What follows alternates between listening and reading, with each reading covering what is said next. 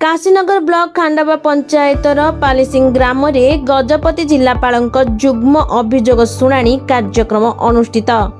गजपति जिला काशीनगर ब्लॉक खांडाबा पंचायत अंतर्गत पालासिंग ग्राम रे जिलापाल जुग्म अभियोग शुणाणी कार्यक्रम अनुष्ठित हो जाइछि।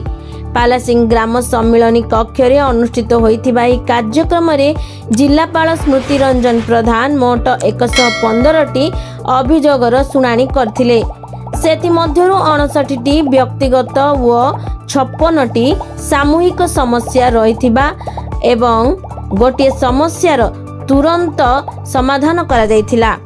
एथिरे जिला आरक्षी अधीक्षक स्वाति एस कुमार, काशीनगर पंचायत समिति अध्यक्षा बाला सायम्मा, समन्वित आदिवासी उन्नयन संस्थार प्रकल्प प्रशासक दिलीप कुमार बेहेरा, तहसीलदार अशोक कुमार प्रधान, विज्ञापित अंचल परिषदर निर्वाही अधिकारी भागवत साहू, खांडाबा सरपंच सीएच माधवी समेत जिला स्तरीय अधिकारी माने उपस्थित थिले।